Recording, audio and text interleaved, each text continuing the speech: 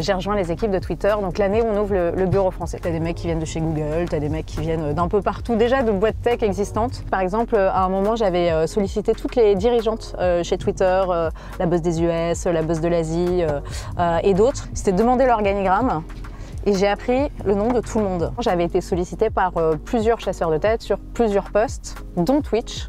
Un grand merci à notre sponsor Comin, C-O-M-I-N. C'est votre nouvelle appli VTC avec qui nous avons passé du coup ces 3 jours pour tourner ces 9 épisodes. Grâce à qui on a rencontré Pierre qui nous a conduit dans Paris pendant qu'on tournait du coup les 9 épisodes de cette nouvelle saison. Comin, c'est la nouvelle application VTC qui est beaucoup plus juste déjà avec les conducteurs parce qu'elle prend seulement 10% de commission pour toi parce que du coup les courses sont beaucoup moins chères que leurs concurrents américains et avec des véhicules 100% verts, donc du coup c'est vraiment de la balle. Et tu me connais, je t'ai négocié une super offre pour que tu puisses le tester à Paris seulement pour l'instant. 10 € offerts par Comin avec le code dans ma Benz. Tu peux tester Comin, c'est cadeau, ça me fait plaisir. Merci à eux et je te souhaite de passer un bon épisode. Un nouvel épisode avec Mélissa, comment tu vas? Je suis ravie d'être là, tout va très bien. Écoute, je suis bien installée. Bah écoute, parfait, voilà. Franchement, ça fait longtemps qu'on a planifié cet épisode, c'était avant l'été, parce que là on tourne, on est fin septembre. Moi j'avais vraiment envie de t'inviter, parce que tu as quand même un parcours qui est hyper riche, qui est pas atypique, mais en fait qui est atypique par rapport aux autres invités que j'ai l'habitude d'avoir. Ouais. Donc j'avais vraiment très envie qu'on puisse échanger. On a 1 heure devant nous, j'espère qu'on aura le temps parce que c'est assez riche.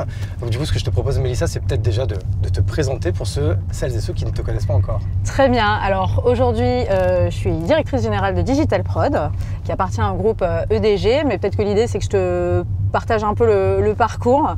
Avec plaisir. Donc, alors moi, je suis née à Paris et j'ai bougé sur la Côte d'Azur quand j'avais 6 ans. Donc après, j'ai fait mon bac là-bas, j'ai fait ma prépa à Cannes, donc à côté, et puis je suis partie en école de commerce. Où ça, laquelle? À Kedge. Ok, donc, laquelle Kedge? Alors Euromed à l'époque, c'était Marseille. Ouais, parce que le Sud-Est, on aime bien, on y est bien, donc on essaye d'y rester. Et puis après ça, je suis montée à Paris. Montée à la capitale pour démarrer ma carrière. J'ai commencé dans une boîte qui s'appelait Service Sampling International, qui faisait tout ce qui était panel online. Okay. Et déjà, pour la petite anecdote, à l'époque, j'avais été prise chez Danone, mais c'est mon network qui m'avait mis en contact avec eux, je les avais rencontrés, et en fait, j'avais eu un super fit avec l'équipe, et c'est déjà une des premières raisons qui m'a fait rejoindre cette entreprise, qui est peut-être moins jolie sur le papier, mais voilà, j'y ai passé 2 années et demie, et c'était canon. Après, je suis une fan de sport, j'ai toujours fait beaucoup de sport, et je me suis dit que évoluer dans l'univers du sport, c'était une opportunité. Et encore une fois, via mon network, j'ai eu l'opportunité de rentrer dans une entreprise qui s'appelait Sport5 à l'époque, c'était la Gardère Sport, et j'ai passé 8 mois. Alors, j'ai peut-être un peu déchanté par rapport à des fois les passions que tu vis, et puis en fait, comment tu les concrétises et qu'est-ce que... Voilà, bon, finalement, c'était peut-être pas pour moi. Et encore une fois, via mon network, un de mes potes m'a dit, écoute, le digital, il se passe plein de choses et j'ai un copain qui recrute dans une entreprise qui s'appelle iMedia à l'époque. Donc on vendait 250 sites internet, on faisait tout ce qui était vente de publicité sur le mobile, le desktop. Enfin c'était vraiment le début, tu vois, de la monétisation sur... Du display et tout quoi. Exactement, du display. Quelques années plus tard, il y avait un peu de programmatique, etc. Et j'ai commencé là et je me suis éclatée. Et c'est vraiment... à ce moment-là que je mets le pied dans le digital et donc déjà je rencontre des gens super chouettes avec lesquels je bosse, le marché est très dynamique, il y a des innovations permanentes, donc finalement tu t'ennuies pas et puis tu évolues en tant que manager. Moi j'ai toujours beaucoup bossé, donc voilà, j'étais à fond. Chronologiquement, là, on est quoi? On est au début des années 2010, non? Ouais, exactement. Ouais, c'est ça, en fait, c'est le moment où vraiment le display éclate, avec il y a les Criteo, il y a tous ces acteurs-là, qui sont un peu les premiers grands champions français. Et donc, toi, tu es à fond dans le début de cette ère, en fait, quoi. Tout à fait. Tout à fait. Et puis, c'est marrant parce que maintenant, c'est vrai que sur le marché, tu connais tout le monde, mais parce qu'on a tous évolué et grandi ensemble à cette période. Et en fait, au bout de 2 ans et demi, j'entends parler du lancement de Twitter en France. Donc, on est en 2013. Et je passe mes 7 entretiens, 8 entretiens, il y en a toujours beaucoup pour entrer dans ce type d'entreprise. Mais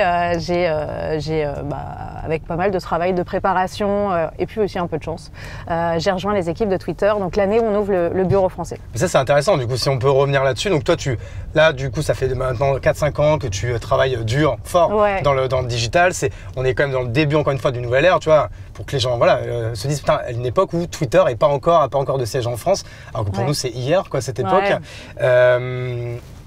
Comment ça se passe, comment tu entends parler que Twitter est en train de lancer ses bureaux? C'est quoi, c'est un chasseur de tête qui vient te chercher? C'est toi qui essaye d'avoir le réseau du réseau pour avoir la bonne personne? Comment ça se passe? C'était quoi un peu le process? Alors il se trouve qu'un des dirigeants chez iMedia part pour ouvrir le bureau français et m'en parle. Et je me dis, mais en fait, ça a l'air dingue et j'ai vraiment envie d'aller bosser pour ce type de boîte. Donc voilà, il me met juste dans les process et après j'enchaîne et je rejoins une équipe où au début on est, je sais plus, on est 7. Tu vois, c'est vraiment le début. Et pareil, tu as des mecs qui viennent de chez Google, tu as des mecs qui viennent d'un peu partout, déjà de boîtes tech existantes. Et c'est le lancement. Et c'est génial parce que d'une part, tu as ceux qui ne comprennent pas du tout Twitter, donc tu as un effort de pédagogie colossal à effectuer. Tu as beaucoup de journalistes qui sont sur Twitter aussi, mais du coup qui ne le lisent d'une certaine façon que par le prisme, que par ce qu'ils voient. Donc c'est voilà, encore une fois, gros boulot pédagogique à faire auprès des clients qu'on adresse et à qui on suggère de monétiser leur publicité sur le site. Toi, c'était quoi ton job du coup dans cette première petite équipe? J'étais vraiment dans l'équipe commerciale. Donc l'objectif, c'est le business model de Twitter à l'époque. C'est vraiment via la publicité qu'en fait ils vont générer du business. Et c'est à 90% le cas. Donc, et comment on appelle ça à l'époque? C'est quoi? C'est des Twitter ads? C'est quoi? Ouais, c'était des Twitter ads, exactement. Ça, tu vois, je me rappelais même plus de ça. Parce que c'était le même principe qu'avec encore une fois un Facebook, un Insta ou autre. C'est quoi? T'étais dans ton feed de Twitter et d'un coup, t'avais un tweet personnalisé en fait, un tweet sponsorisé. Sponsorisé, exactement. En fait, tu peux cibler en fonction de l'audience que souhaite adresser le client. Et donc, toi, parce que tu corresponds à la cible, tu vas être adressé par cette pub. Donc oui, il y avait ça, il y avait un truc dans les tendances aussi en termes de format publicitaire. Mais à cette époque, c'était vraiment très light, il n'y avait pas grand-chose. C'était très basique d'une certaine façon aussi. Et puis, ça faisait des super performances. Donc c'est vrai que ça, c'était une bonne arme pour nous. Mais encore une fois, le travail de pédagogie était important. Les prix étaient plus élevés que ceux du marché à cette époque. Et puis, il y avait la concurrence qui commençait à arriver parce que tu avais Facebook, pareil, qui se lançait sur le marché français, qui n'était pas forcément connu par nos contacts côté client, côté agence média aussi. Ouais. On parlait pas encore de méta à l'époque, mais c'est pareil, même si je dis pas de bêtises, là on est donc en quoi, 2013-2014. Ouais. Je crois même que Facebook n'a même pas encore monétisé le mobile à ce moment-là. Ouais, c'est possible. Ils sont arrivés, il y avait un délire comme ça où ils sont arrivés assez tard. Ils ont vite lancé leur app. Et je crois que ça, c'est une erreur que Zuckerberg reconnaît encore aujourd'hui. C'est qu'il a mis, je crois, 2 ans à se réveiller, à dire ok, bon, en fait, le mobile, ça va vraiment être un truc de ouf. Il faut vraiment qu'on commence à monétiser également. Mais le mobile. Tout à fait, exactement. Ouais, exactement. Et par exemple, est-ce que tu te rappelles du coup à ce moment-là, vous êtes encore une fois, vous êtes une petite équipe. C'était où les bureaux dans Paris? Alors normalement, j'ai pas trop le droit de dire les lieux d'où étaient les bureaux, mais je crois que ça a changé depuis. Donc on a commencé, enfin ça a changé. Ils sont plus dans ces lieux-là, donc je pense que j'ai le droit de parler. On était près des Champs en tout cas, et après on a bougé vers Opéra. Ok, nice. Et tu te rappelles toi quand tu arrives, comment ça se passe un onboarding qui est déjà une énorme boîte qui est Twitter, qui se lance en France? C'est quoi? Ils vous amènent tous aux US et là c'est quoi? C'est 2 semaines de préparation pour en fait vous stamper à la culture Twitter? Comment ça se passe à l'époque? Bien sûr. Alors moi je me souviens déjà que quand j'apprends que je suis reçue, en fait une semaine après tu reçois une carte postale des équipes Twitter qui disent bienvenue chez nous, et rien que ça tu dis ah ouais quand même, personne m'a jamais envoyé de carte postale pour me dire bienvenue dans l'équipe. Super idée à noter, ça. C'est vrai qu'en termes d'onboarding, je pense qu'en fait c'est trop classe de faire ça quoi. Ouais, bah moi j'ai adoré, et puis après tu pars à Dublin pendant une semaine quand tu démarres et tu vas. En fait, on avait dû mettre en place un hub européen parce qu'il se développait très fortement en Europe et que je pense que c'était plus intéressant d'un point de vue financier que de nous envoyer tous à SF. C'est pour ça qu'ils sont tous à Dublin de toute façon aussi. aussi. Et du coup, on avait passé une semaine là-bas. Effectivement, tu rencontres tous les leaders en Europe, mais il y a aussi des Américains qui viennent se présenter, t'expliquer la culture, les values, les valeurs et qu'est-ce qui doit te driver dans la façon dont tu travailles avec les équipes au quotidien. Et puis voilà, tu apprends vraiment les skills de base. C'est quoi un post sponsorisé sur Twitter, enfin ce type de choses. Tu échanges avec les équipes locales. Il y avait aussi des équipes françaises qui étaient basées à Dublin, donc c'était bien de les rencontrer. Et puis tu reviens sur le marché français et puis tu es direct dedans. Globalement, oui, c'est très processé et assez vite, tu as des trainings réguliers qui se mettent en place avec certaines personnes ou des one-one, donc des meetings où tu te retrouves avec un autre interlocuteur. Donc il y a tout qui se fait, le process se met en place très vite. Et surtout, tu te retrouves dès le départ avec des decks incroyables, beaucoup de data, tout ce que tu n'as pas forcément eu l'habitude d'avoir pour vendre. Donc tu dis waouh, en fait je suis ultra équipé pour bien fonctionner sur le marché. Et du coup, c'est un tout autre Twitter que le Twitter qu'on peut connaître aujourd'hui. Ouais. À l'époque, c'est quoi la culture Twitter et c'est quoi les valeurs? Alors, c'était le earn trust, donc il y a tout le côté confiance. Tu as le côté travailler en équipe qui est super important. Je les ai plus tous, mais pour moi, c'est vraiment ceux qui m'ont marqué parce que c'est des valeurs très importantes pour moi et que je retrouve ensuite, tu vois, chez Twitch par exemple, où là, pareil, il y avait 9 values qui étaient très très fortes, genre We Play Co-op et On Trust et d'autres. Mais ouais, c'est vraiment celles qui, moi, m'ont animé quand j'étais chez Twitter. Ouais. Et à contrario, maintenant avec du recul, sans l'idée de casser du sucre ou quoi, c'était quoi un peu les défauts qu'il pouvait y avoir peut-être dans les process ou quoi, qui ont été vachement mis en avant justement par Elon Musk quand il a repris, et maintenant on en parle beaucoup de Twitter qui avait je sais pas, des posts où il y avait 3 personnes alors qu'il en suffisait d'une ou quoi. Toi par exemple, à contrario, est-ce que tu as passé longtemps chez Twitter? On va en parler, parce que je crois que tu as eu presque 6 ans. 2, 3, 4 posts différents, non? Oui, tout à fait. Oui, tout à fait. Ça, on va en parler, mais à posteriori, c'était quoi un petit peu peut-être les défauts qu'il y avait chez Twitter et qui faisaient que ça n'a pas forcément toujours eu la croissance et la rentabilité qu'ils espéraient? Ça, c'est une bonne question. Non, je pense que le modèle du tweet, tu vois, au début, quand j'ai commencé, on était à 140 caractères, il me semble, et après, on est passé à 280. C'était intéressant parce que il me semble que sur certains marchés, en fait, par exemple en Allemagne, écrire avec 140 caractères, en fait, tu peux pas vraiment écrire parce que tu as des mots très longs. Ah ouais, grave. Et, tu vois, et en fait, sur d'autres marchés, par exemple, je crois que c'était le Japon, où pour le coup, tu peux beaucoup plus t'exprimer. Donc, il y avait cette barrière en fait du nombre de caractères qui a été levée en augmentant et puis après en développant de nouveaux formats aussi. Donc, avec les threads et tout. Exactement. Donc, il y avait ça. Après, les défauts, sincèrement. Après, je pense que c'est ce que lève. Alors, c'est pas forcément un défaut, mais un axe d'amélioration sur la partie business model en tant que tel. Ouais. Est-ce que la partie ads est suffisante? Et ça, c'est mon point de vue personnel, tu vois, pour vraiment être ultra successful si l'audience n'augmente pas suffisamment vite. Je pense que c'est ce qu'est en train de faire Elon avec ses multiples projets, mais c'était peut-être le bloqueur d'une certaine façon à la fin. Je comprends. Donc du coup, tu arrives dans cette petite équipe. Au début, du coup, en fait, au business développement, puisque de toute façon, c'est ça. Au début, on part de zéro. Donc il faut tout créer. Donc pour tout créer, faut quand même commencer déjà aussi par vendre. Ouais. Tu démarres par ça. Et alors, comme je le disais, je crois que tu as eu 2, 3, peut-être même plus promotions au cours de ta carrière chez Twitter qui a duré 4-5 ans. Ouais. C'était quoi la première? Écoute, au début, j'ai commencé à manager des équipes sur des agences médias. J'ai eu aussi 2 enfants chez Twitter et à chaque fois que je suis revenue, j'ai été promue. Donc soit j'avais des équipes comme cadeau, hein. Ouais. Bon après, j'espère que c'était mérité aussi. Ouais, mais et à chaque fois que je revenais, donc j'avais soit des équipes plus larges, soit des scopes plus importants. C'est vrai que en ouvrant un marché, finalement, tu vas, et parce que ton scope va évoluer, tu vas adresser à peu près toutes les industries, tu vas rencontrer plein de clients super stratégiques. Donc, en vrai, c'est d'un point de vue enrichissement personnel, même, tu vois, de mieux comprendre la façon de fonctionner les business, surtout quand tu t'adresses à des CMO, franchement, c'est hyper intéressant. Et donc, j'ai pris plus de scope sur les agences médias, j'ai pris des scopes importants sur certaines industries. Et quand je suis revenue de mon deuxième congé mat, pour le coup, je pilotais toutes les agences médias et aussi le secteur entertainment, parce que j'ai toujours eu beaucoup d'affinités pour ce secteur et des très bons contacts et des très bonnes relations avec les clients, donc je l'ai gardé.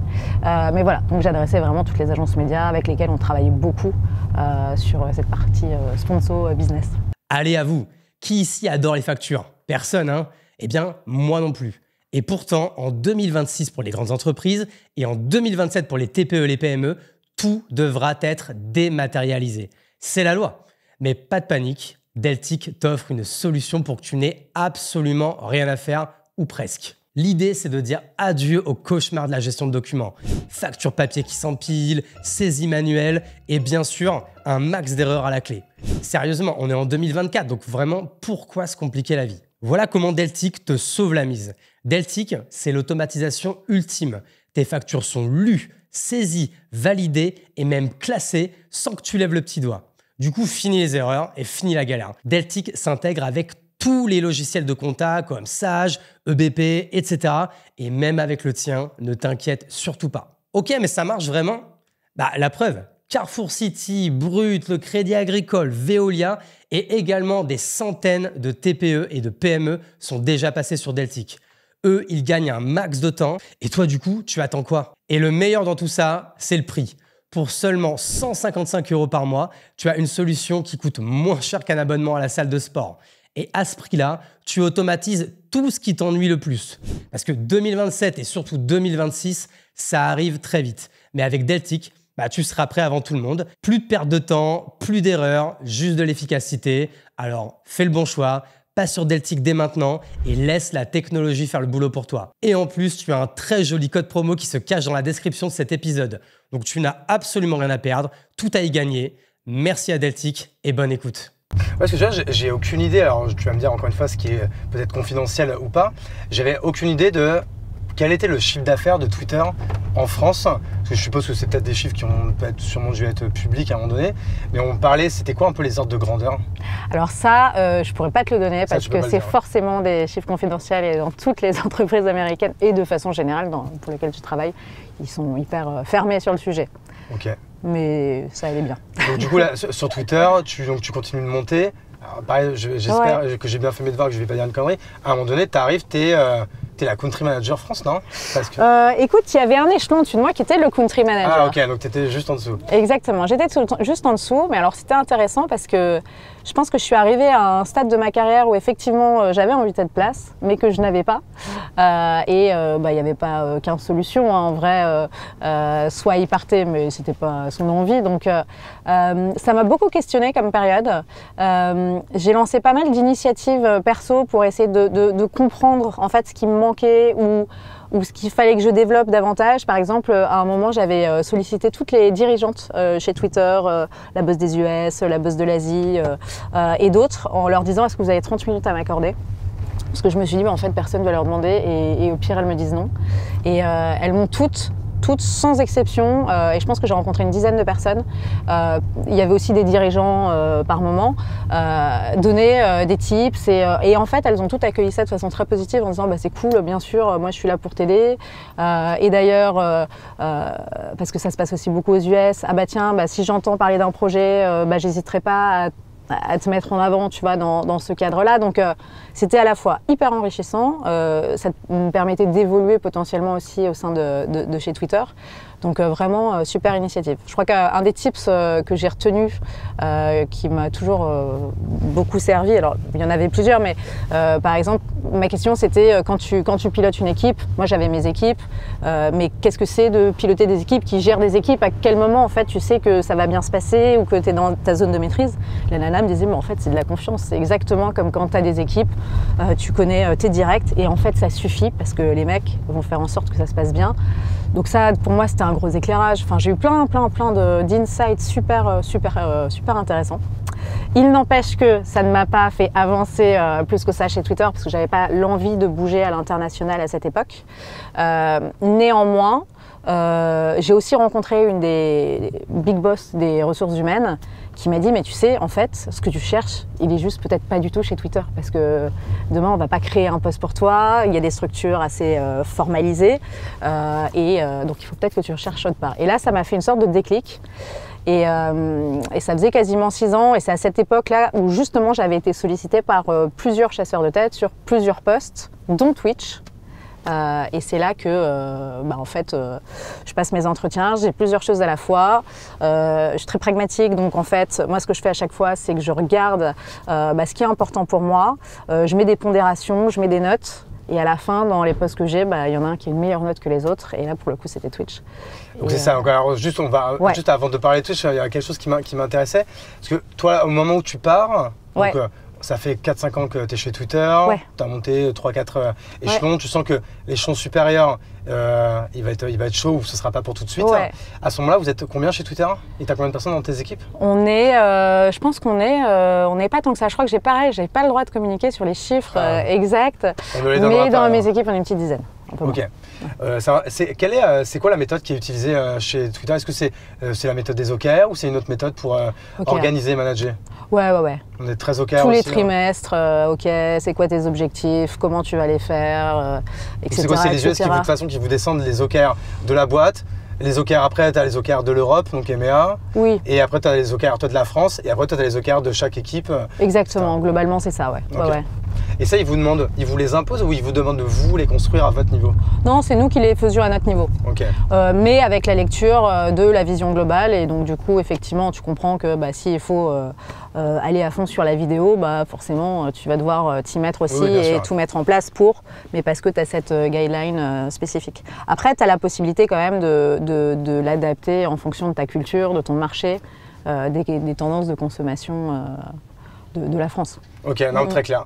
Donc on va pouvoir arriver à Twitch, qui est quand même encore une fois quelque chose d'assez remarquable. Alors, ce qui est marrant, c'est que j'ai réécouté une interview de toi quand tu es au tout début de Twitch. Et en fait, c'est marrant parce que tu es avec la personne qui t'interviewe, tu as une posture très pédagogue en fait, parce que en fait, t'expliques Twitch à une époque où les gens ils connaissent pas forcément Twitch en fait. Encore tout le monde connaît Twitch.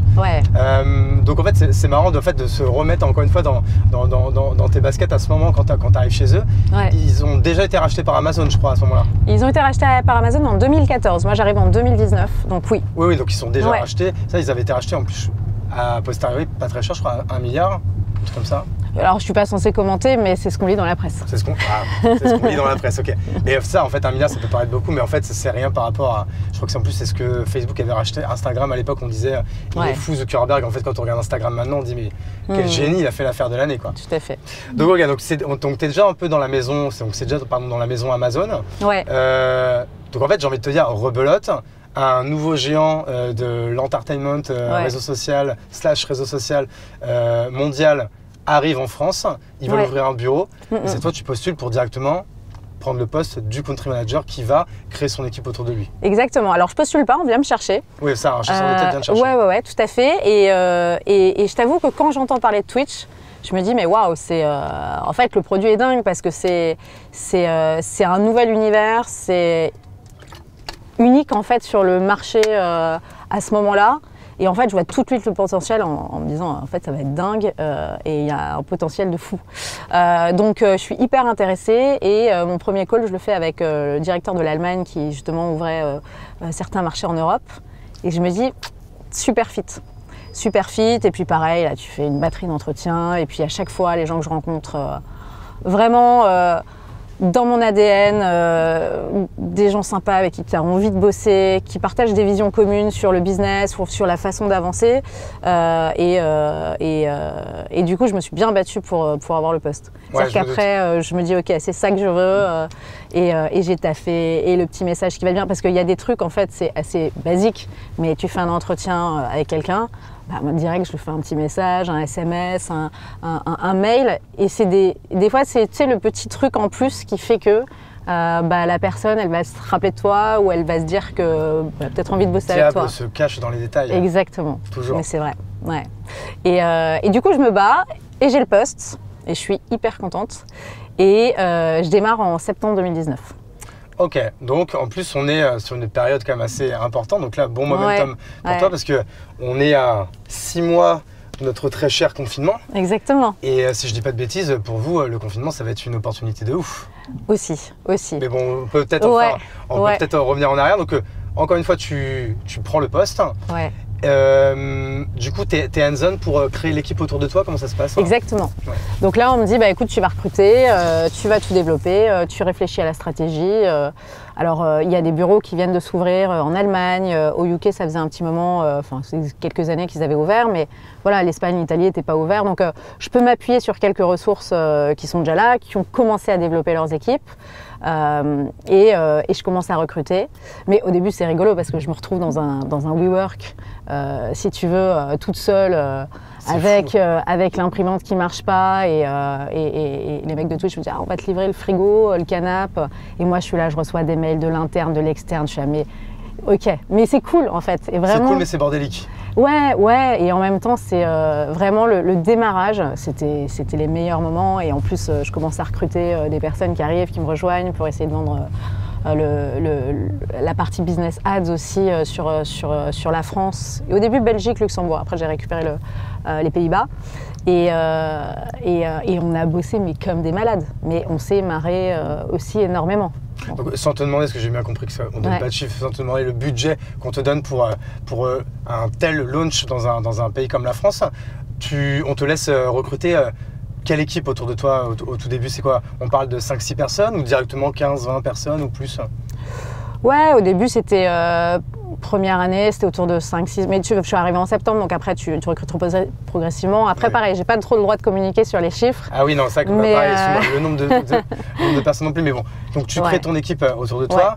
Ouais. Là, quand tu arrives chez Twitter, tu as un scope qui est le business développement, beaucoup de pédagogie, beaucoup de tout ça.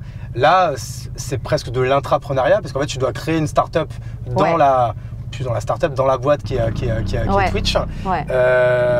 Je sais pas, est-ce que tu peux nous en dire plus là-dessus? C'est quoi un peu le playbook? C'est quoi un peu toutes les étapes par lesquelles tu passes? Parce que, comme tu dis, tu as commencé sur WeWork, mais je pense qu'après, il faut que tu cherches des bureaux et après, il faut faire ci, il faut faire ça, il faut créer des événements pour commencer à faire connaître. Je suppose que vous avez fait une soirée lancement, des trucs comme ça. Ouais, tout à fait. Ouais, on a mis tout ça en place. Alors, la soirée lancement n'a pas eu lieu parce qu'il y a eu le Covid. Ah oui, c'est vrai. C'était prévu. Mais effectivement, au début, je vais chercher des experts sur le marché qui connaissent bien tout ce qui va être vente de vidéos, parce que mine de rien, il y a beaucoup de vidéos sur Twitch, et notamment aussi sur la partie monétisation, il va y en avoir beaucoup, qui ont la tête bien faite, avec qui il y a un super contact, que ce soit avec les marques, mais avec n'importe quel partenaire. Et en fait, tu vas construire ta vision sur l'année en disant ok, ça va être quoi mon CA, comment je vais aller le chercher, de quoi j'ai besoin, de combien d'événements je vais mettre en place, quel type d'audience je vais aller targeter. Il se trouve que par exemple, moi j'avais quand même une ressource au UK sur la partie marketing, sur laquelle j'ai pu m'appuyer, et puis surtout j'avais mon expérience. Et puis en fait, tu te poses pas 50 questions, hein. Tu connais les contacts, tu y vas, tu mets tout en place. C'est là où ça demande beaucoup de boulot, beaucoup d'énergie, mais en même temps, c'est une période complètement grisante. Et ça, on le fait pendant donc septembre, les équipes arrivent un peu plus tard, et Covid en mars. Ouais. Et en fait, on lance le premier événement où on reçoit plein de gens. C'était pas le lancement, mais c'était vraiment un événement pour mieux faire connaître Twitch. Et je crois que 2 jours après, on est confinés. Ouais, putain, c'est ouf. Ouais. Et tu sais que j'ai oublié de te demander, mais est-ce que tu peux peut-être leur expliquer? Il y a peut-être des gens qui connaissent Twitch, mais qui ne savent pas exactement quel est le principe de Twitch, quel est l'usage de Twitch, quelle est peut-être même aussi la monétisation de Twitch. Est-ce que tu peux peut-être rappeler un petit peu tout ça? Bien sûr. Donc Twitch, c'est un service de live streaming interactif. Donc en fait, tu vas regarder un streamer qui te parle en direct et sur le côté, tu vas avoir un chat où moi qui regarde, je peux aller parler dans le chat au streamer, mais aussi à la communauté. Le streamer, lui, en plus de ce qu'il fait, va me répondre ou répondre à la communauté. Donc il y a un vrai côté super interactif qui fait que des fois, en fait, tu n'as pas une émission figée comme à la télé. Tu peux avoir une interaction et un impact sur le contenu. Et du coup, c'est super puissant parce que ce soit parce que le streamer joue à une partie de jeu vidéo et tu peux l'orienter au sein du jeu vidéo, mais ça, pour moi, c'est même pas c'est une des parties de Twitch, mais en fait, c'est tellement large. Il y a tellement de contenu du type de la musique, du sport. Des émissions. En fait, c'est le principe du stream en direct, en fait. Mais oui. Ce que YouTube n'apportait pas, ou c'est de l'enregistrer, c'est banque de vidéos. Ouais. En fait, sur Twitch, c'est le plaisir du direct en fait, quoi. Mais exactement, et tu vois, pendant le confinement, je me rappelle d'un super stream avec Taïgaël, mon fils, qui avait invité de son gars, il me semble. Et puis en fait. C'était sa chaîne carrément à mon fils, ouais, je crois. Ouais, tout à fait. Il avait son émission toutes les semaines. Et puis après, tu lui posais des questions, tu parlais avec eux, mais tu avais l'impression d'être avec des potes dans ton salon. Et c'était. Et en fait, ça durait 2 heures. Donc c'est vraiment des moments que tu ne retrouves nulle part. Ouais, en fait, c'est comme si cette interview là, en fait, on pourrait le faire en direct. On pourrait complètement le faire en direct. Sur Twitch. Voilà. Ça a été vachement l'usage, ça, ouais. Ouais. Parce que je crois qu'il y a même Griezmann qui avait une chaîne. C'est un truc de jeux vidéo, je crois, non? Ouais, lui, ouais, tout à fait. C'était même l'un de vos ambassadeurs, je dis.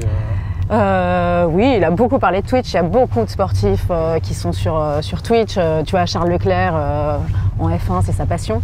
D'ailleurs, il y a des petites anecdotes où sa fiancée, je crois, n'arrivait pas à rentrer chez elle. Et elle a dû se créer un compte sur Twitch pour lui écrire sur Twitch qu'elle n'avait pas les clés et que du coup, il fallait qu'il lui ouvre, etc. Il y a plein de trucs assez drôles.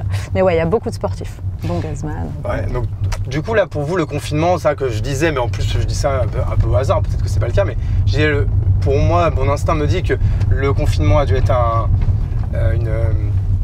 une opportunité pour Twitch, parce que de toute façon, la véritable créateur économie, et surtout en France, elle est vraiment née pendant le confinement. C'est vraiment à ce moment-là qu'on a commencé à parler d'économie des créateurs, parce que les gens ils étaient chez eux, et donc quand t'as rien à faire, c'est là qu'il y a plein de gens pour tuer le temps, pour faire des choses en fait. Ils ont commencé à créer du contenu, et Twitch du coup était une super cour de récréation pour ça. Donc je suppose que pour vous, pour l'acquisition et surtout pour le fait d'éduquer les gens à ce nouvel usage, ça a dû être une belle opportunité. Oui, alors effectivement, on était dans une période un peu difficile, mais il s'avère que Twitch, ça permettait de connecter les gens, de créer des interactions, et forcément, on en a aussi bénéficié de ce point de vue-là. Ça nous a permis vraiment d'augmenter la notoriété du service, et ça, je le dis plus à titre personnel, quand j'échangeais avec mes contacts avant versus après. Voilà, il y a cet avant-après et les gens ont entendu parler de nous, la presse a fait beaucoup de bruit autour de ça, donc oui, bien sûr, on s'en est servi et ça nous a donné un petit kicker dans le lancement du service, clairement. Ok, donc cette aventure Twitch, elle dure moins longtemps que Twitter? Elle dure 4 ans et demi, ouais. Ah non, en fait, quasiment pareil. Un peu moins. J'ai pas eu d'enfant chez Twitch. Tu t'es dit non, cette fois-ci c'est ça le bébé, c'est Twitch, quoi. Voilà. Et du coup, qu'est-ce que tu peux dire d'autre sur cette aventure du coup de country manager chez Twitch, parce que là pour le coup tu pouvais pas aller au-dessus, sauf si tu t'expatriais, on va dire. Ouais. C'était quoi un peu les bails, comment ça a évolué, comment Twitch est devenu quelque chose d'important en France là-dessus? Ouais, écoute, je pense qu'il y avait déjà un super leadership au niveau global. D'ailleurs, une personne avec qui moi je suis toujours restée en contact, mais qui a lancé le marché US, qui a recruté le leader en Europe, etc. Et en fait, j'avais jamais bossé dans une équipe avec des dirigeants dans les autres marchés aussi soudés, aussi bienveillants, qui se partageaient un max de tips. Et on était vraiment, on n'était pas potes parce que tu es toujours dans le milieu professionnel, mais toujours à dire ah bah tiens j'ai fait ça c'est bien, vas-y tu t'en sers. Mais voilà, très partage de bonnes pratiques, de façon très fluide, et vraiment un leadership qui te pousse à réussir, qui te fait confiance. Et ça, je pense que ça donne beaucoup de... Ça crée beaucoup de différences par rapport à une boîte où on dit il faut faire comme ci, comme ça. Moi, j'étais hyper indépendante dans ma façon d'évoluer. Ça, je pense que c'était un premier truc. Moi, je suis très aussi dans le côté humain. Les équipes, à la fin...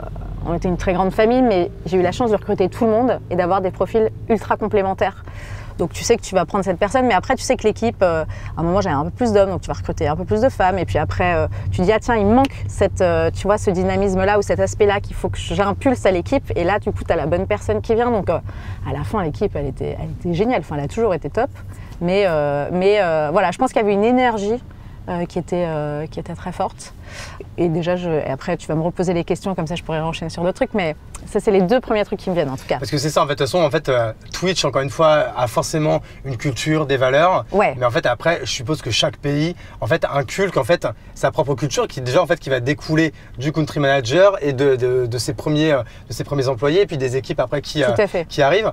Et un truc intéressant dans ce que tu m'as dit avant, et moi je reconnais pas mal aussi la culture de chez Red Bull, dans le sens où chez Red Bull, pareil, quand j'y étais, j'étais au tout début, même avant d'entreprendre, Ouais. en fait, j'étais toujours assez étonné de voir à quel point en fait dans les départements, ils étaient hyper autonomes, ils pouvaient lancer plein d'initiatives Ouais. et qu'après quand on faisait des réunions nationales, en fait chaque département disait bah allez, moi j'ai fait telle initiative, j'ai fait comme ça, comme ça, comme ça et du coup les autres pouvaient s'en inspirer et faire Exactement. pareil. C'est-à-dire qu'il y avait une stratégie globale qui était celle de Red Bull avec des valeurs, une sémantique, des choses, évidemment des éléments de langage que tu dois utiliser, des types d'événements, des brands que tu dois utiliser. Ouais. Mais après chacun était libre d'y mettre sa patte et surtout c'était de son devoir de le partager aux autres, ce qui avait marché, mais aussi ce qui n'avait pas marché, pour que tout le monde en fait se monte vers le haut comme ça. Tout à fait.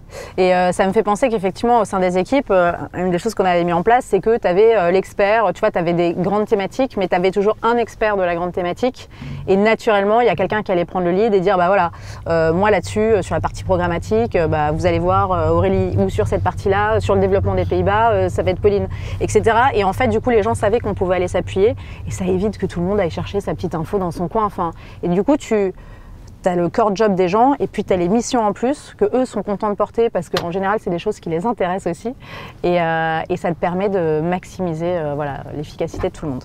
Et comment vous faisiez ça? Qu'est-ce que vous aviez en interne comme outil ou comme méthode pour en fait partager l'information en fait dans une boîte aussi grosse que Twitch, alors, qui était sûrement moins grosse que Twitter, qui est encore moins grosse que Facebook. Mais quand on est à ce niveau de taille d'équipe et en fait d'internationalisation, comment on fait pour partager les bonnes pratiques et l'information? C'est vrai que ça, on s'en rend pas compte quand on ne le vit pas. Je m'étais vachement posé la question quand j'avais lu le bouquin de Hastings là, sur la culture de Netflix et qui expliquait en fait à quel point la culture elle était différente, que tu allais dans un Netflix en Asie, de Netflix au Brésil, de Netflix au Maroc. Enfin, c'était fou quoi. Ouais, rules, no rules.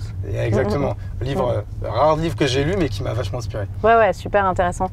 Quelles sont les bonnes pratiques? Bon, après, tu as toujours ces outils, à la Slack par exemple, qui est juste la base. Pas mal de docs partagés. Mais tu vois, chez Twitter, tu avais des outils où en fait, tu allais rentrer par exemple sur tel compte, telle marque, tu vois, toutes les infos, tout le monde a accès aux mêmes infos. Donc il y a une transparence dans ces entreprises qui est super utile. Tu as accès à toute l'info, on te fait confiance. Et que tu bosses au Japon, en France ou en Allemagne, tout le monde peut y avoir accès. Toi-même, tu inputs ces infos. Donc, c'est quoi, c'est sur un ERP commun? Ouais, chez Twitter, c'était le cas. Chez Twitch, non, c'était plus... on se partageait des docs, tu vois, via des systèmes. Je pas forcément dire le nom, mais ouais. J'ai compris. Ouais. Ok. Donc ça, encore une fois, cette aventure là, elle dure 4 ans. Ouais. Du coup, c'est quand même intéressant qu'on arrive sur la dernière. Donc là, Twitch fait une croissance de ouf. Parce que c'est ça que je pense qu'il y a plein de gens qui ne se rendent pas compte à quel point Twitch est puissant. Là, ce serait peut-être intéressant que tu racontes peut-être quelques anecdotes sur...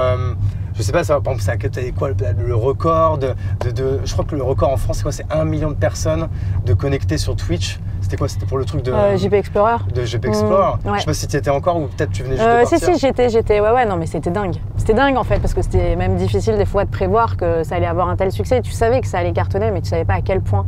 Et il y a plein d'événements comme ça où tu dis, attends, ça va être ouf. Et quand on voit les résultats, on se dit, mais c'est génial. C'est génial que ces communautés de streamers, en plus, qui vont aller sur des événements physiques, parce qu'au début, c'est vrai, si tu regardes l'histoire de Twitch, au début, c'est des gens qui jouent à des jeux vidéo, et puis d'autres qui les regardent, etc. Et en fait, le contenu s'est progressivement diversifié. T'as des groupes de musique qui vont créer leur album en échangeant avec les communautés. Tu vois, le mec de Linkin Park, c'était ah bah non, je fais tel accord. Donc, mais au début c'est très digital et puis en fait, les communautés françaises, elles vont aller beaucoup sur des événements terrain, tu vois. Donc JP Explorer, t'as eu plein d'événements dans des arénas, dans l'événement de Zerator, The Event. The Event, enfin, tu vois, et je pense que c'est très spécifique et je trouve que c'est génial de voir ce type d'audience, enfin, de communauté s'allier et faire des choses où ils se marrent et où ils kiffent réellement. plus que de dire c'est du pur business. Donc ouais, il y avait une ADN comme ça assez chouette. Et j'ai complètement oublié ta question. Voilà. Non, mais en fait, même moi, je l'ai oublié, mais en fait, c'est pas grave parce que j'en ai une mieux là qui vient. Okay. Du coup, moi, ce qui m'intéresse vachement là-dedans, c'était quoi, vous, votre relation justement avec les créateurs de contenu. En fait, comment peut-être, je sais pas, vous les repériez, comment vous essayez de les aider, comment vous les avez peut-être même financés, c'était quoi votre relation avec ces gens-là en fait qui finalement font en sorte que votre produit en fait se développe, mais qui sont du coup l'essence même de Twitch, quoi. Ouais.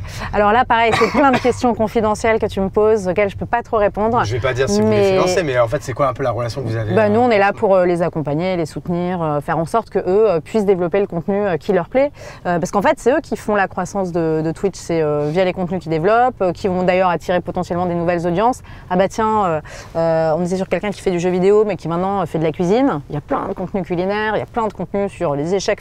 Et en fait, c'est naturellement avec la communauté que le streamer va s'orienter. Donc, nous, on est juste là pour faire en sorte qu'il puisse grandir, être à l'aise et se sentir en sécurité, parce que aussi, ça, c'est un sujet très important pour nous. Et on avait des grosses équipes de modération, on leur donne plein d'outils, de tech pour qu'ils puissent vraiment faire des streams et que ce soit un bon moment pour tout le monde. Du coup, on arrive vers la fin de l'aventure Twitch, donc ça fait 4 ans, 4 ans et demi, 5 ans, ça, 4 ans et demi? Ouais, 4 ans et demi, je crois. Donc en fait, c'est quoi? Là, à ce moment-là, t'es dans quel mood? C'est quoi? T'arrives à la... Encore une fois, est-ce que c'est une opportunité qui fait que c'est la fin de Twitch, ou alors c'est toi que tu te disais, bon, j'arrive au bout, je pense que j'ai fait ce qu'il fallait, je vais passer le flambeau, je vais essayer de me trouver une nouvelle aventure. Qu'est-ce qui a été le... Écoute, on m'a proposé un très beau poste chez Amazon au niveau Europe. Et il se trouve qu'à cette époque-là, je crois que j'avais envie de repartir un peu dans une aventure humaine très forte.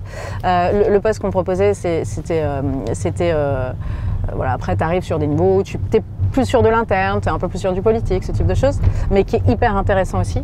Et j'avais envie de revenir sur une approche terrain que j'adore. J'aime être au contact des clients tous les jours.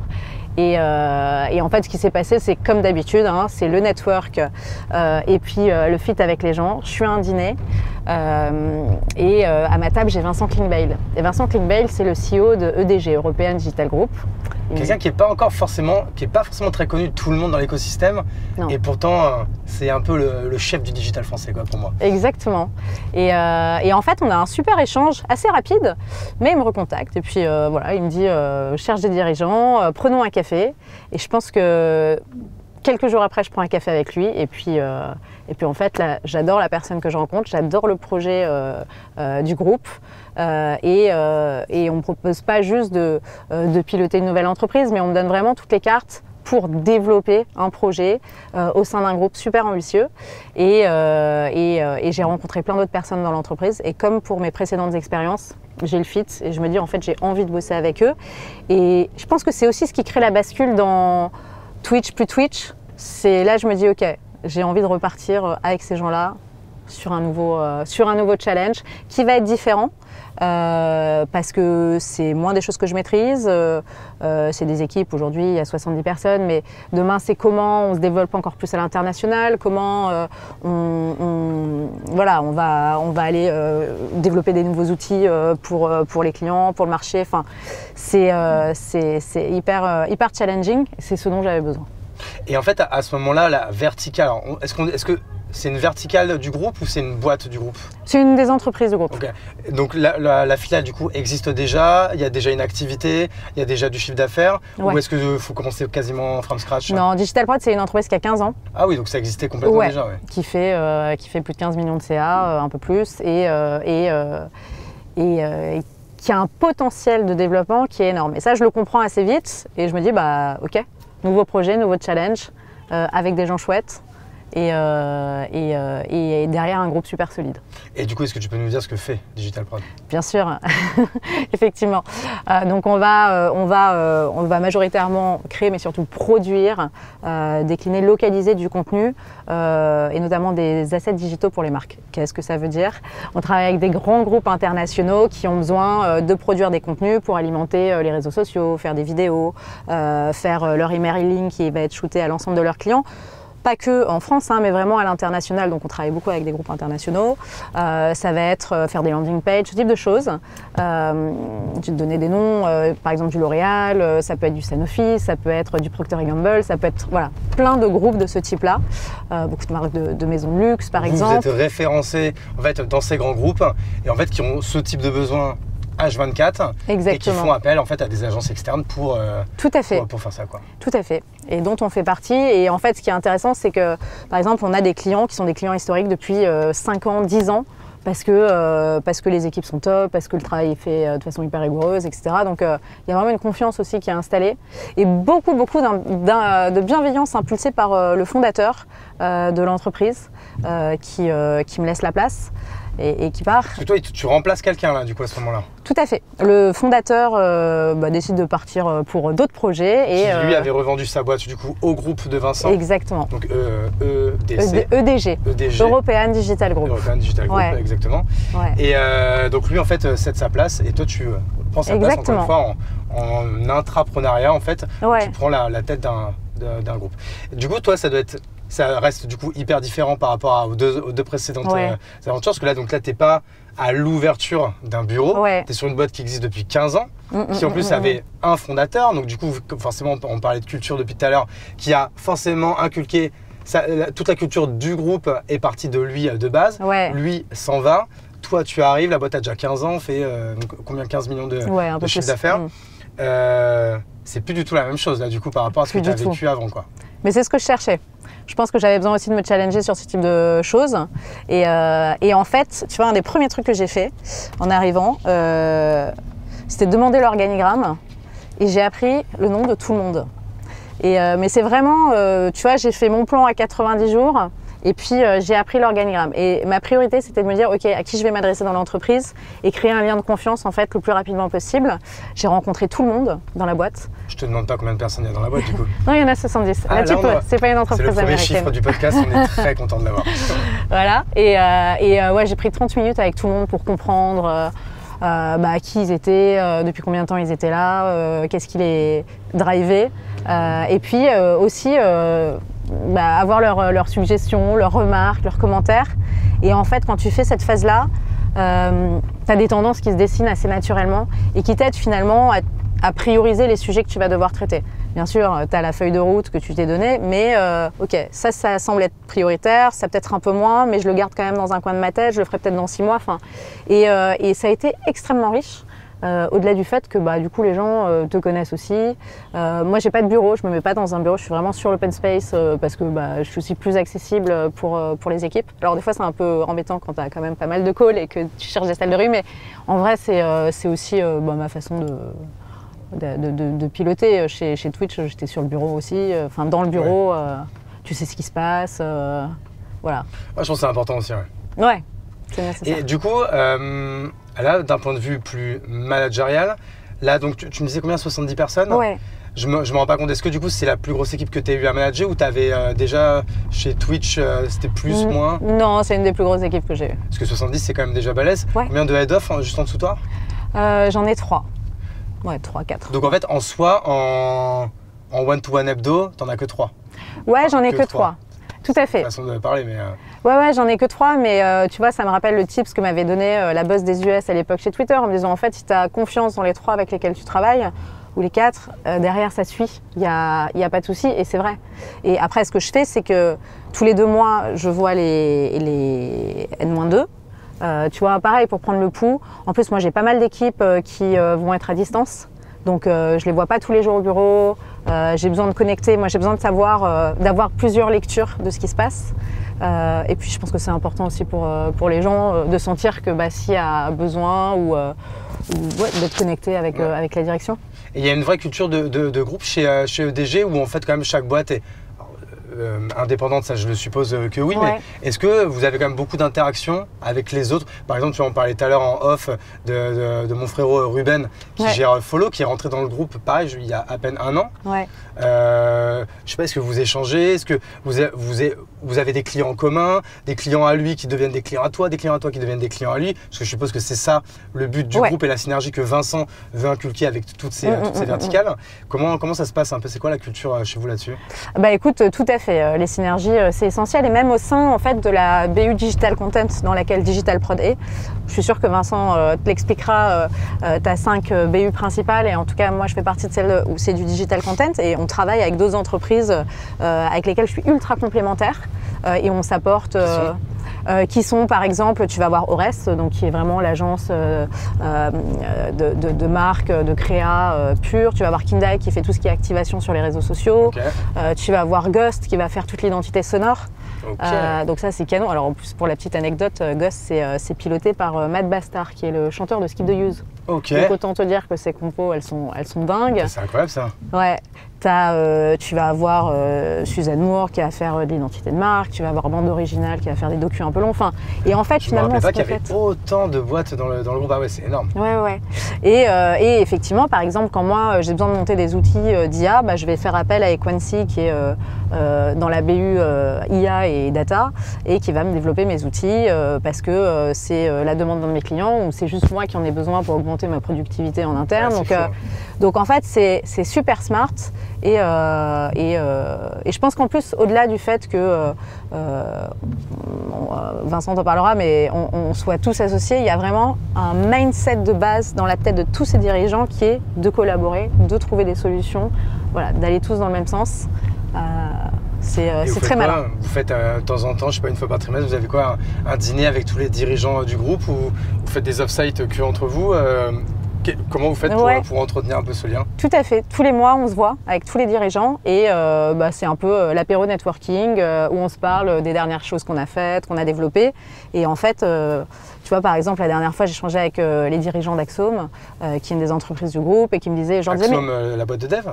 Exactement. Ah, elle fait partie du groupe? Ah, c'est marrant ça. Exactement. Axiom, moi, je les connais depuis... 15-20 ans, ok, c'est fou. Hein. Ouais, et je leur dis, mais en IA, vous utilisez quoi pour les équipes, etc. Et puis le dirigeant se connecte avec moi, il me dit, bah voilà, ça c'est tous les sites qu'on utilise, et donc je le challenge. Et en fait, il y a ces connexions naturelles, et moi je lui partage d'autres insights. Voilà, donc on profite de ces moments mensuels pour bien connecter. Ok, c'est nice. Et là, attends, ça fait pas longtemps, on est d'accord? Ça fait 6 mois. Ah oui, ça fait 6 mois. J'ai l'impression que ça fait 4 ans, mais ça fait 6 mois. Non, c'est ça. Bah, en plus, je pense que c'est après cette nouvelle que j'avais découvert ton profil et que je t'avais du coup écrit. Du coup, là, c'est quoi les enjeux pour toi sur cette année-là qui se termine et sur les prochains trimestres? Quand on est dans une boîte comme ça, c'est quoi? C'est continuer à faire de la croissance ou est-ce que vous allez aller sur peut-être des nouvelles verticales? C'est l'international? C'est quoi les gros enjeux qui font que tu as été recruté pour en fait? Ouais, ça va être clairement l'international, créer de nouvelles offres. Tu vois, par exemple, là, en ce moment, on a cette activité de prod et on est expert dans ce domaine-là. Maintenant, moi, j'ai des clients qui m'ont dit « Ouais, mais moi, j'ai besoin de tes experts chez moi. » Donc, comment on fait? Donc, là, je commence à mettre des experts chez certains clients, par exemple. Et à le faire sur de plus en plus de clients. Là, je suis en train de réfléchir à monter des studios chez nos clients parce qu'en fait, on a les experts, on a l'expertise, ses capacités, ses connaissances de tous les logiciels aujourd'hui qui te permettent d'être super bon sur de la prod. Donc voilà, tu vois, c'est quoi les nouvelles offres de demain, enfin de demain, qui existent déjà, mais comment moi je vais sur ces terrains-là. Et puis c'est déjà pas mal. Et puis après, on voit comment on peut créer encore plus de synergie au niveau groupe pour être plus fort, plus visible. Donc il y a pas mal de sujets. Ça, c'est les gros, mais après, j'en ai plein. Mais c'est cool. Mais je me doute, mais en fait, du coup, ce qui est intéressant, mais alors, quand tu me parlais vraiment de monter les nouvelles offres, mais du coup, j'ai l'impression qu'il y a déjà tellement d'offres qui sont vues par les autres. Comment vous faites pour pas vous marcher dessus les uns sur les autres? Parce que je vois très bien en fait les clients que vous avez qui vous disent bah ok j'ai ça mais du coup je voudrais également que tu me fasses ça. Est-ce que du coup vous n'êtes pas tenté de dire bah écoute je te fais tout et je vais demander des ressources à telle boîte, ou alors est-ce que vous dites bah pour ça il faut que tu appelles du coup telle boîte du groupe, pour ça telle boîte du groupe, et le mec ça lui fait 3 facturations différentes, 3 interlocuteurs différents? On peut tout piloter depuis. Enfin, en fait, je pense que la clé c'est de s'adapter à ce que veut le client. Nous c'est comme ça que Digital Prod a évolué. On est hyper agile, hyper flexible. On n'arrive pas avec notre modèle en disant bah tiens en fait c'est comme ça que ça va fonctionner. C'est de quoi tu as besoin et comment on t'aide. Et moi, c'est la raison pour laquelle je pense que je fais au moins un meeting par jour avec les clients pour comprendre ce dont ils ont besoin, les écouter. Et après, c'est comme ça que tu es le plus pertinent. C'est-à-dire que bien sûr, tes équipes, elles vont te remonter ce dont ils ont besoin. Mais quand tu l'entends toi aussi en complément, je trouve que ça donne plus de force et ça te crédibilise et ça légitime, tu vois, ce que tu penses en termes de développement business. Donc voilà. Non mais ok. Moi, ce qui m'intéresse aussi avec mes invités aussi, c'est de comprendre comment ils s'organisent, parce que tout ça, c'est des vies à 1000 à l'heure. Bon, en plus, toi, tu habites à Paris, tu as aussi 2 enfants. Il y a beaucoup de choses à faire. Est-ce que toi, tu as des semaines types? Est-ce que tu es une grosse mania de l'organisation, des routines, de la discipline, ou est-ce que c'est plus rock'n'roll? Alors j'aimerais que ce soit plus rock'n'roll, mais en vrai je suis ultra organisée. C'est-à-dire que je fais pas plus de 3 soirées boulot ou même perso loin de chez moi. C'est-à-dire que je veux au moins passer 2 soirs avec mes enfants, indépendamment du week-end. Je fais énormément de sport, donc je fais du sport 5 ou 6 fois par semaine, mais je me lève à 6h. Ouais. Donc je vais courir à 6h, entre 6 et 7, tu vois, par exemple. Et quand j'étais chez Twitch, si je faisais pas mon sport, c'est-à-dire que le sport c'était ma priorité. Entre midi et 2, tu pouvais mettre n'importe quel meeting. Enfin pas tous les jours de toute la semaine, mais quand c'était mon créneau sport, j'en avais rien à faire, c'était ma priorité. Donc après c'est un peu comme mon petit tableau avec mes petits rankings, c'est de quoi j'ai absolument besoin pour être super efficace au boulot. C'est mon sport, c'est mes enfants, c'est ma vie de famille, et donc ça après je me crée mes petits tableaux, mes emplois du temps. En fait, ce que je fais, c'est que le dimanche soir, je fais toute ma semaine. Je me dis, ok, là, je vais faire ci, ça, ça, ça. Je range toutes les priorités dans les cases disponibles. Et puis voilà. Mais donc, du coup, j'aimerais forcément que ce soit des fois un peu plus rock. Ouais. Mais on fait au mieux. Et encore une fois, je pense que le truc aussi, c'est que je le subis pas. C'est que ce que je fais chez Digital Prod, je pense que j'ai jamais été aussi épanouie. J'adore ce que je fais. Je suis contente de rentrer de vacances pour retrouver les équipes, pour me lancer sur ces challenges-là. Donc, il y a une énergie super positive derrière qui fait qu'en fait, finalement, je vis pas cette organisation comme une contrainte, mais juste comme, en fait, c'est trop cool. J'adore mon taf et en plus, j'arrive à faire ce que je fais. Donc, c'est grosse spirale vertueuse. Et voilà. Pareil, en fait, cet équilibre ou ce déséquilibre qu'il peut y avoir entre le pro et le perso, il est quoi, toi? Il est accepté, il est assumé chez toi? Comment tu arrives en fait à t'organiser là-dessus? Hyper. Moi, hyper accepté. Ok. Ouais. Et pareil, pour reprendre un peu cette organisation de ta semaine, parce que toi aujourd'hui, t'es pas BizDev ou t'es pas CMO ou quoi, tu pilotes toute une entité. Est-ce que les semaines, tu me disais, je les prépare le dimanche ou quoi, mais est-ce que du coup, tu n'as pas aussi des gros moments dans la semaine en fait, qui sont des blocs, mais qui se répètent? Je fais ça le mardi matin, c'est tous les mardis matins, je fais ça. Mes rendez-vous, c'est jamais le matin, c'est que le midi ou c'est que l'après-midi. Ouais. Est-ce que tu as des routines comme ça qui se répètent semaine après semaine? Et en fait, après, le dimanche, tu organises en fait autour de ces créneaux qui sont en repeat hebdo? Alors, je fonctionne pas comme ça. Par contre, ce que je fais, c'est que le dimanche soir, je me dis, ok, c'est quoi les 3 sujets stratégiques de ma semaine? Et à quel moment je mets des blocs, tu vois, donc le lundi après-midi ou le mercredi matin, quand j'ai pas des meetings clients, parce qu'encore une fois, ça, pour moi, c'est essentiel, pour les traiter. Tu continues de faire des meetings clients? Ouais. Déj, je crois qu'on t'amène à un meeting client là. Exactement. Café et déj, j'essaye de les garder pour les clients. C'est vrai que j'ai cette routine-là. Et après, c'est à quel moment je traite ces gros blocs. Et il faut qu'à la fin de la semaine, je puisse les avoir traités ou j'ai avancé en tout cas sur ces sujets-là. En fait, tes blocs, toi, c'est des projets. Ouais. C'est des projets qui te permettent d'avancer dans tes OKR. Exactement. Où il faut que tu aies 2-3 heures de focus non-stop là-dessus. Et là, tu les mets là où il y a de la place dans ta semaine. Et tu dis ça, voilà, il n'y aura pas de meeting, il n'y aura rien d'autre ici.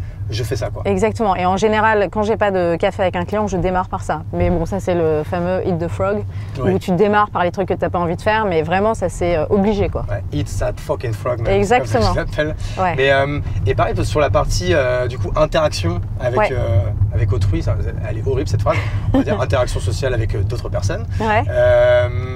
Il y a des gens qui sont adeptes, tu vois, des gens qui sont adeptes du petit-déj. Tu vois, souvent on me dit si tu veux on se fait un petit déj ensemble, mais moi je dis mais no way en fait. Moi c'est limite c'est le pire moment où je peux parler à quelqu'un. Moi limite je ne parle à personne avant 11h30 du matin quoi, tu vois.